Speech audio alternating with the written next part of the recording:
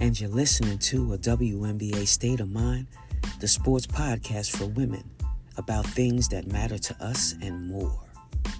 So come join us on your podcast platform.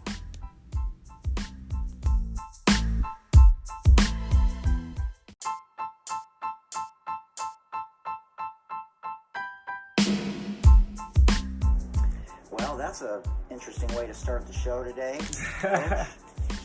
So I have a formal intro, and then if that's okay with you, I always like to show love in the beginning, and then we'll chop it up. Yeah, Is that let's cool? do it. Let's do it, man. Let's do it. As we continue to honor legends, badasses, queens, sheroes, pioneers, and trailblazers during our 50th anniversary of Title IX Celebration Series, we're so honored to welcome on the first day of Breast Cancer Awareness Month the pride of Bayonne, New Jersey, Goody, a.k.a. Adrian Goodson, our 32nd professional women's basketball player or coach. Damn, that gave me chills, and I've read that shit like 20 times already before I actually did this live. Man, I love it. The former national champion at Old Dominion University was born one day after Brittany Griner's birthday, some 24 years earlier. And if you invert 24, you get Brittany Griner's number 42. More on BG later. The former ABL and WNBA All-Star, played and captained Team USA in 1993, was born the same year as Halle Berry and Janet Jackson. She's always been about giving back, and in 2004 was honored with the WNBA's Community Assist Award. She's coached both boys and girls, as have I. She's mentored thousands, and she's a motivational speaker. She's in the Old Dominion Hall of Fame, of course. She's a contributing writer at Just Women's Sports. She's the author of the book, Elevate Your Game from Athlete to Corporate World, and she's the host of the podcast, A WNBA State of Mind. You can find her on Twitter, among other places, at agoody, goodies with a Y at the end of it, number 15, agoody15 _ WNBA, and on Instagram at agoody15. Adrian, I'm glad we worked it out. This is a really important series for me. Truly honored and humbled that you're joining us here in the Sports Deli podcast, where everyone, especially women, deserve a seat at the table. Yes. I'm super excited to be on your show. I mean, if people have known that we've been trying to get together and collaborate for the past year, so, I'm absolutely elated about it, because anytime I can do a collaboration with a WNBA State of Mind and get it out there, it's just fantastic. And like I said, I appreciate the opportunity to come on and sit and talk with you and chop it up, talk about basketball, talk about all things basketball, talk about the community, and whatever else we decide we want to kick it. Yeah, definitely.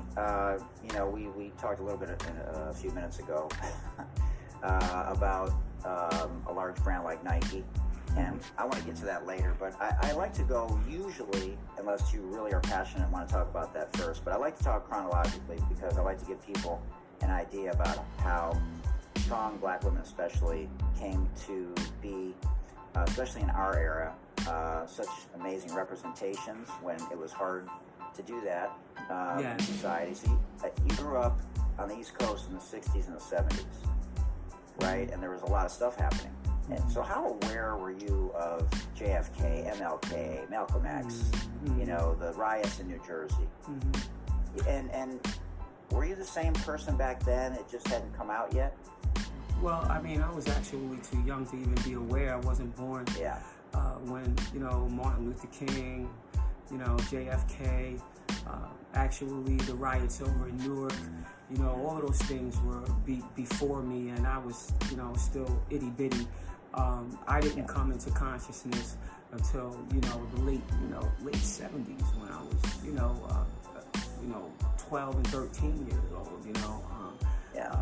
I graduated from high school in 1980, so I'm still a very, very, very young girl, but it was my grandmother's story that actually inspired me, who was born in 1928 in Culpeper, Virginia, in the foothills of West Virginia, and she fled that area when she was 14 years old and came up here to Bayonne, and that's where she created her family.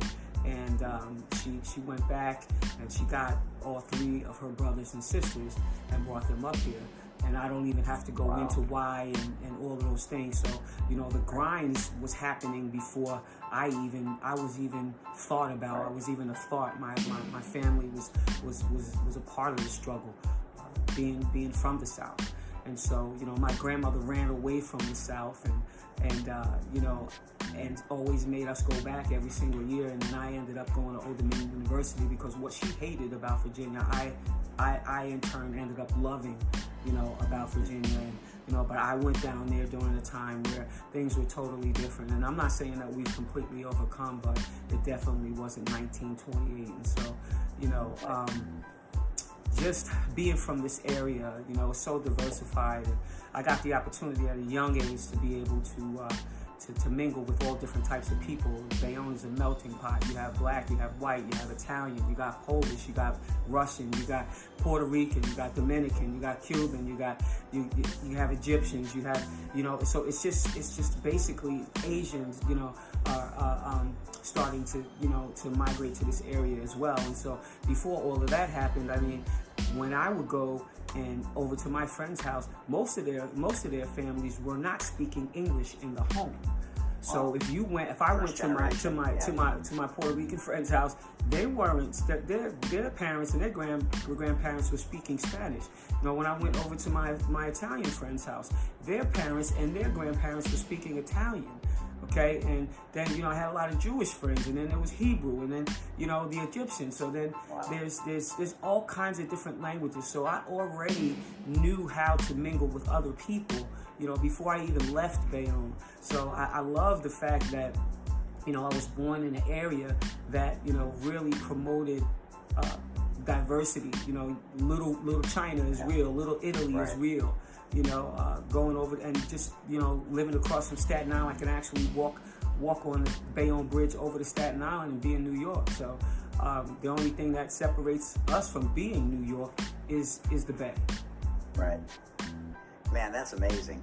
Do you stay in touch with them, all of them? Well, the ones that are still, hopefully they're all around, and you're real close friends growing up. Like, you guys gather back together and talk about it? Yeah, absolutely. I mean, especially with Old Dominion University. I wouldn't say that in Bayonne, but at Old Dominion University, we unfortunately, we lost Medina Dixon, you know, last year to pancreatic cancer. I was going to wear her shirt today.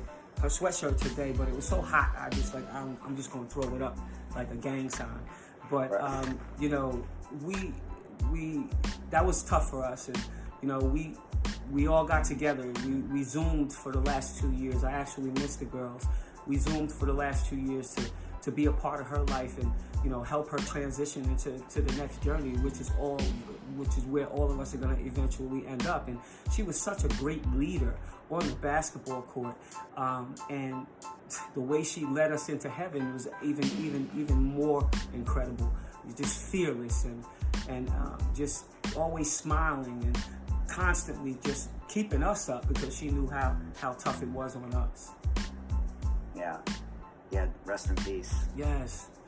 Oh, man. I doubt very seriously that she's resting. Okay, the thing is, you know, on earth as it is in heaven. So, you know, she's not that type of person. Like a lot of people they go R.I.P. or I don't believe in that R, boy. I promise you, because I don't think it's just that you just stop. You know, we're energy, and we cannot be destroyed. Right, absolutely. I love that. So before you met her and all your teammates and your amazing coaches, like, did you play with boys? Like, you know, how did you play all sports and then you just, you know, fell in love with basketball? Like, I'm always curious about that part of it because we've had a lot of people come on the show that have had horrible high school experiences. Yeah.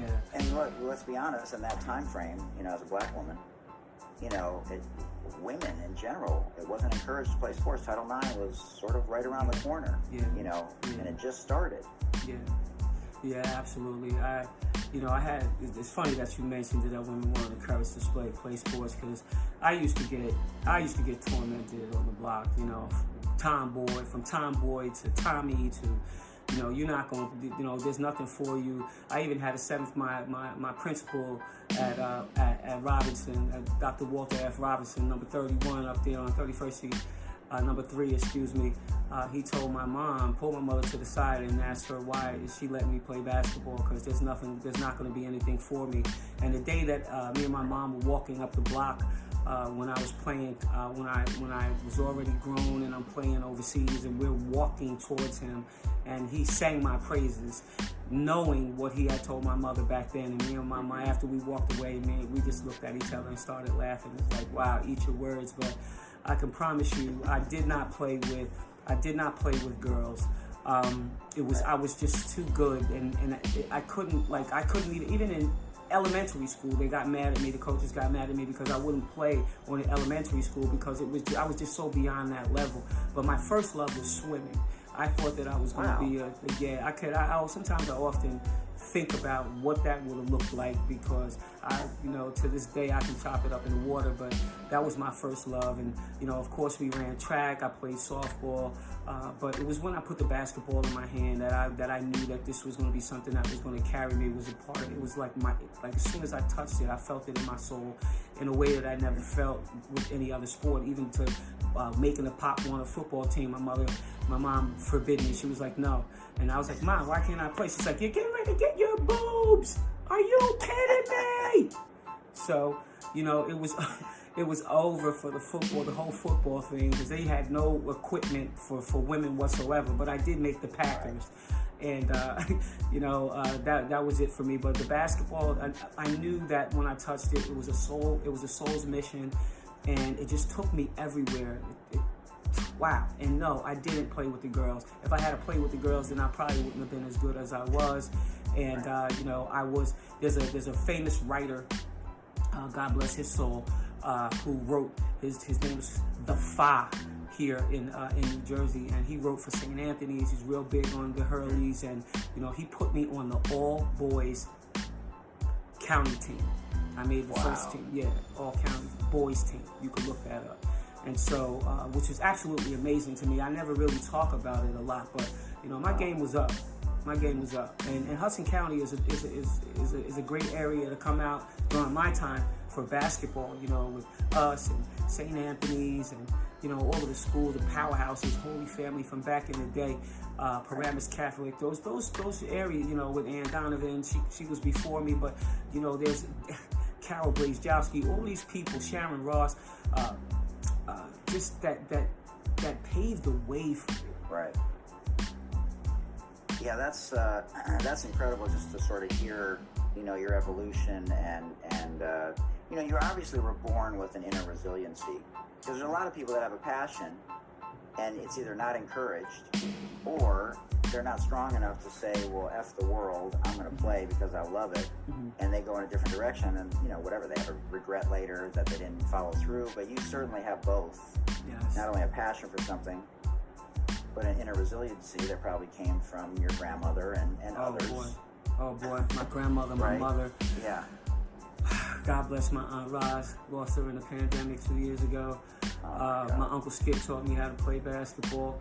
Sitting around on the basketball court on 20th Street watching Elaine Carroll play against the guys and tear them up.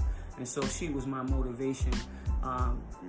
Just the list goes on and on of people that I was inspired by. And it wasn't that I was envious. It was like, how can I take a piece of each person? And there weren't a lot of female role models out there to watch. Okay, right. So I had to watch the guys. I'm watching players like Dr. Dre, because he was right there in Philadelphia. He also played for the Nets. Then I was also watching Adrian Dantley, who I also thought was a fantastic player. Of course, to Michael Jordan, to and the list goes on and on, to Charles Barkley's, to my mentor Moses Malone. God bless his soul as well. We lost a lot of powerful people that I watched play that were fantastic, all going all the way back to St. John's and Chris Mullin busting it up over there at St. John's. So, we had a lot of Earl Pearl. We had just the area, the mecca of basketball was right here, with, in the tri-state area, New Jersey, New York, and Connecticut. And that, and in those areas you can find a lot of top schools. Man, that's incredible. And who else was recruiting you besides ODU? Oh my God! Did God. you consider anyone else? who wasn't? I sat and I'm not even bragging. You know, because you know I'm humble like that. But like there was so my mom showed me the box of letters recently, and like just thousands upon thousands of schools, you know, all the way to like an Appalachian state, like just like from the top to the bottom, you know. Schools that you just typically think you would be interested in. I wasn't, you know, I knew I wasn't going to go to Tennessee. The day that my mom punished me when I was 12 years old, short story, I don't even remember what I was doing. Okay, she punishes me, and I'm just like, Mom, you gotta let me outside. She's like, no, it's raining outside. As a matter of fact, go in there and watch the basketball game, women's basketball game. I was like, what? I'm 12 years old. I'm like, Mom, there's no women's basketball. Yes, there is. Go in there and look on TV. Thank God she punished me. Because I go in there and I'm watching Old Dominion University against Tennessee. And it's Ann Donovan, Ing Nissen, Nancy Lieberman, okay, Angela Cotman, and that whole crew against... The only person I remember from Tennessee was Big O. Okay? And she was the big name, big household name back then. Old Dominion wins. I come in the kitchen. I sit down at the table. I said, Ma, I'm going to Old Dominion University. She looked at me and, Adrian, get out. 7 years later, I'm signing, not even that. I was 16, 4 years later, I'm signing the letter of intent to go to Old Dominion University. I like Old Dominion. I liked USC. Notre Dame, believe it or not, was high on my list of priorities, but I didn't go there because I felt like they were telling me what classes I needed to take and what direction I was supposed to go in, and so that was a wrap. Iowa, okay, and that's when Vivian Strickler just went out there. She had left Cheney State and went out there to Iowa. I said USC. South Carolina was big on me. Georgia was big on me. I pissed off Teresa Grant. I didn't go to Rutgers. I pissed off Pat Head. I didn't even give her an interview. So Pat Head, I didn't even give her an interview. So it was, I just had my choice of the school that I wanted to go to. There was a lot of them. My mom made me break it down. She said, listen, all of these schools, you're going to go from 100 to 50 to 25 to 10 to 5 to the top 4, and then we go. So I had to do that. So that made it an easy process of elimination because a lot of stuff like went to the wayside. I thought I was throwing it in the garbage. My mom was collecting it so that I can now appreciate it at this day and age. All the schools that were actually there. And I'm going to sit down with that box and look at it and put, maybe even send a thank you note to all those schools for even recognizing me. But I promise you, it was a long journey, but my family was always there. And my family was always, they was the strongest portion of me, driving me, my driving force. And I was leading the way to go to college, and my family is very small as far as the Goodsons were concerned that were in Bayonne, but we're many in other places. And so, my nucleus was very tight, with my grandmother and my mom and then her kids. They kept me wrapped tight and they protected me, and they protected my ideas and my dreams and my aspirations, and that's why I went far. Oh man, I love stories like that. I mean, and you don't hear about that many. And we had Sylvia Crawley on, and she won a national championship, obviously, at North Carolina. So talk about, when you got on campus, did you have this goal, and get with your teammates, look, we're about to do this thing, or did it slowly develop and you're like, we actually may have some pieces to do this thing? What was that national championship run like? I can't. Yeah, absolutely. I can't even imagine. Yeah, it was a crazy run. But first and foremost, it didn't start when I got on campus. Okay, Wendy Larry came to my house, Coach Stanley came to my house, and told me that I was the missing link to a national championship. So that right there started the whole, how it was supposed to play out, because, your words define you, and God said, and God said, and God said, and then there it was. So anything that you speak, becomes you. That's why you have to be careful what you speak over your life. And so before I even got got on the plane to go to Norfolk, Virginia, the stage was already set. And so when I get there, I meet my teammates and we start practicing, and we were good. We were good. First of all, we had our leaders with Medina Dixon and Tracy Claxton. For anybody that's out there watching, you're listening to a WNBA State of Mind in collaboration with Sports Deli. Go do your homework on those two people. They were the top. Tracy Claxton had the rebounding record for a very, very long time in the NCAA. I don't know who broke it. It might have been Yolanda Griffith, and then after that it went down. But she had 19 boards. And I had these great players, but it didn't start off like it was great. We were rocky. We had all of these personalities. Right, that's why I asked. We had all of these personalities. New Jersey, Boston, New Haven, Chicago, DC. Okay, clashing of the minds. You got the top city, hardest cities that I just named out. Okay, and those minds weren't meeting at first, to a point where Mary Ann Stanley was smart enough to go out and get a therapist named Lynn Siegel. Wow.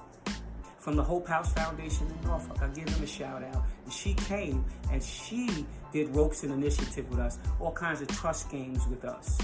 Wow. Okay, personality games with us, so that we could learn each other's personality, just filling out the little circles, and then we all coming back and saying, okay, this is who I am. I'm an extrovert introvert, or I'm an introvert extrovert, or I'm just a loner, period.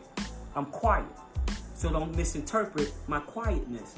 Don't think that I'm angry because I'm quiet. That's my presentation. That's how I am.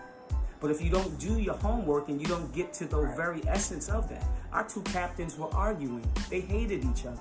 Once Lynn brought us together, we were great. We were so great that we won a national championship with 8 physical bodies. 8 physical bodies.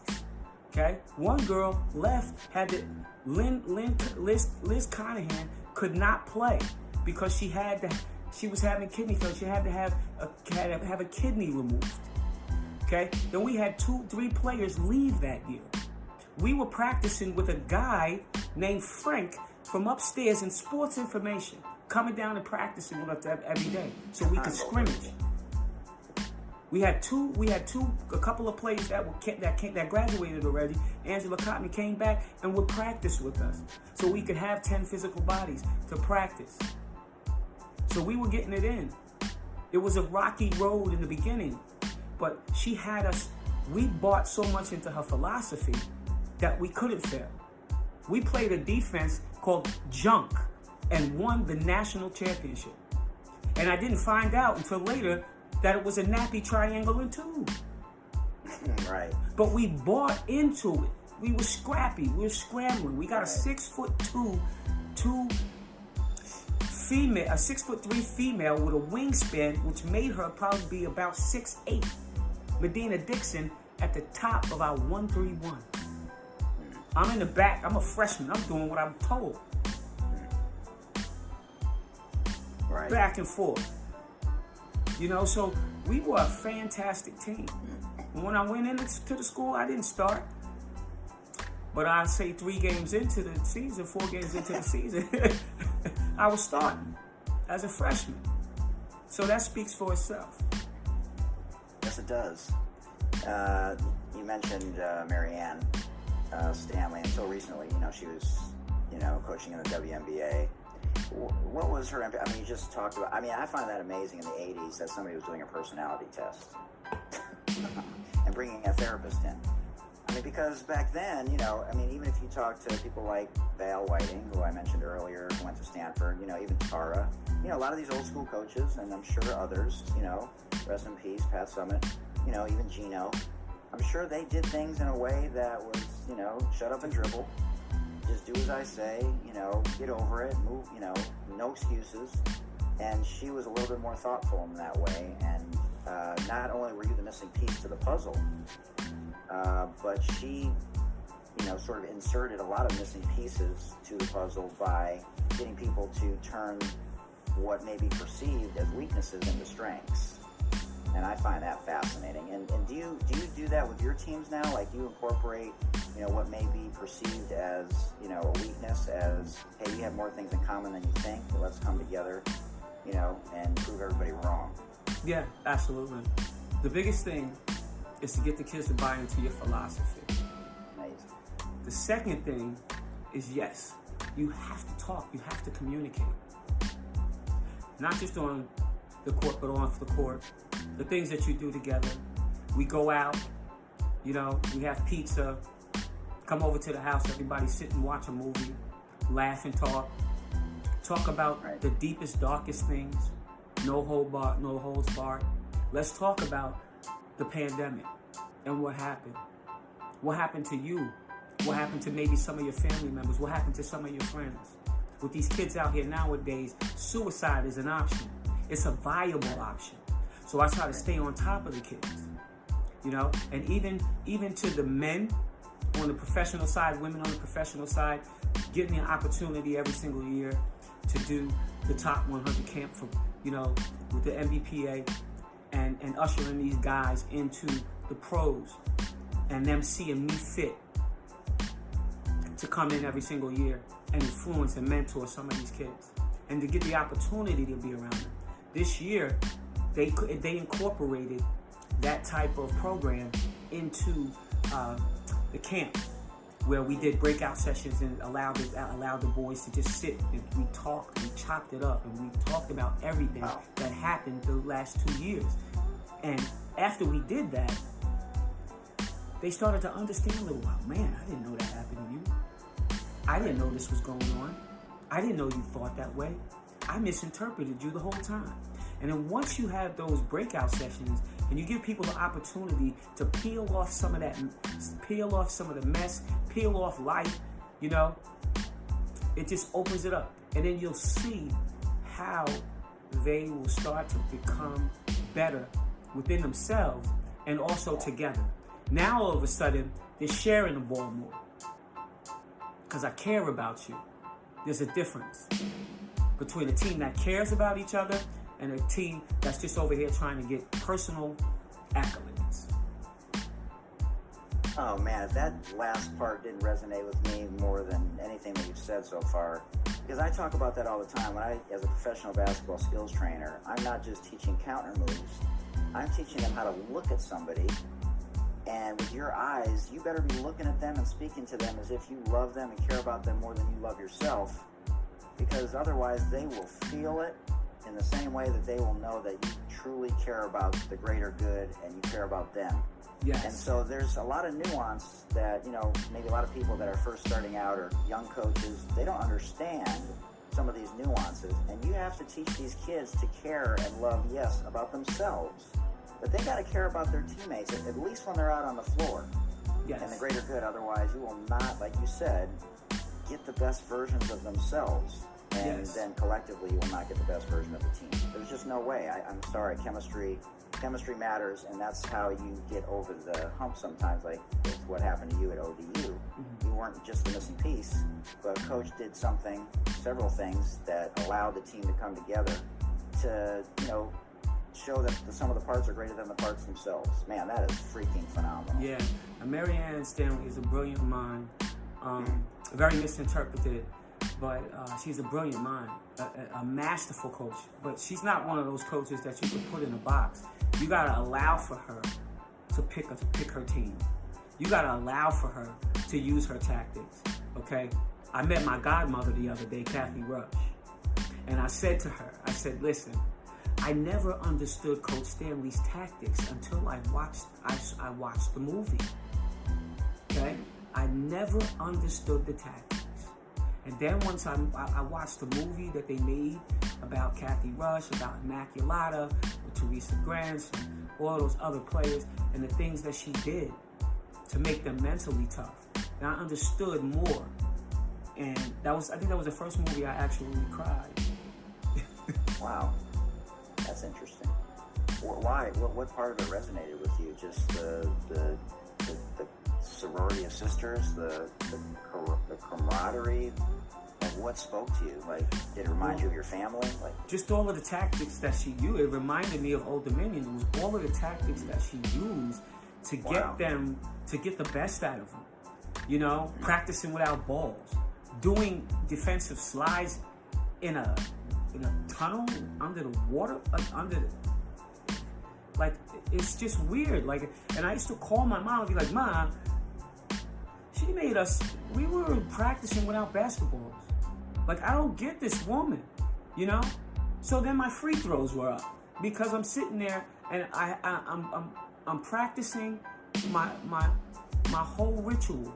Boom, put my head down, take my 3 dribbles, spin the ball, you know, do whatever ritual it was I was doing, all the way up, boom. And I'm doing that 100 times without a basketball, okay? I'm dribbling, we're doing basketball drills without the ball, up and down the court, between the legs, all the way down the court with no ball. Drills.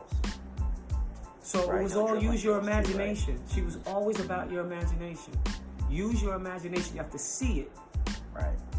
And so when I watched, you know, Kathy Rush doing the same thing with her, then I knew I was a part of a bigger plan than I could ever imagine. So how did you leverage that? Obviously, phenomenal player, but did you bring people together once you got to the ABL and WNBA and see your leadership style change from when you were a freshman at ODU to now playing professional? Yeah, absolutely. And a lot of times, you know, my play brought leadership. But I didn't want people to come to me or be around me because of the skills that I had. I wanted them to be around me because I was a good person, because I showed them good things. I wasn't that type of teammate that it would sit well with me if my teammates were being mistreated. You know, and I'm getting everything because I'm scoring 20 and then they're not getting anything. I was fighting for them too. So in the ABL, we didn't have a player committee, but in the WNBA they did, and I ended up being on the player committee because one of my teammates got traded from Utah, and she was on the player committee. So they needed another person. So Pamela Wheeler was like, "Goody, you're always so active and stuff. This would be great for you." So that's what I did. Anytime any things came from the league, I passed it out. You know, sat down and talked with the girls. If something needed to be filled out, I collected it all, sent it back to the league. Different things like that to make sure that we were getting the things that we needed, you know, on the Players Association side. And so then I got elected to be on the player committee, which is you get elected. And so, you know, the thing that I take pride in is when people elect you into positions. So you don't just get elected there because you're an idiot. You know, you don't get elected there because you're not a good person. Or you don't get elected there because you don't have wisdom or people don't trust you. So I wore that crown, you know. The 2002 collective bargaining agreement was established by us, which we fought for so many different things. You know, we were only getting 50% of our money maternity leave. Okay, there was no the pay for the veterans was minimal. We raised the bar for that. You know, got it to $60K. You know, and then you started to see vets disappear because teams chose the option of bringing in, you know, younger players and, you know, not taking up so much of that salary cap. And so, you know, it was kind of like a gift and a curse. And we fought for a lot of different things. That year we almost had a lockdown because we couldn't sign off on, you know, all of the things that, you know, we wanted. You know, we were fighting for every single thing that they are fighting for still now. And, you know, I really, really honestly and truly believe that the current players really have to start putting in the collective bargaining things for former players, because eventually you're going to be one. So right now you're wallowing around, you're making your money, but when it stops abruptly, and you're going to understand what I'm talking about when you become a former player. So I think that there's still a lot of things that need to change. Like I won the Community Assist Award 2 years in a row, man. And that was very important to me. Outside of the All-Star, the All-Star, and outside of the Player of the Weeks that I got, and outside of all of the accolades that I got, being in that league, top 10 in scoring my first 3 years in the league. There wasn't even an all-star. There wasn't even an all-star team then. Right. So, like, winning the Community Assist Award was so important because I love to get out there in the community and help. How can I help somebody become a better person? How can I help them in their career? How can I help them get out of a situation that they may be in? Be a bridge to a gap. And so, when you win the Community Assist Award, it means that you went out and you did over 100 appearances. So in San Antonio, I did over 100 appearances. When I was in Utah, I did over 100 appearances. So the groundwork that I laid, for that league in Salt Lake City, in San Antonio was absolutely fantastic. And you want to see some of that come back.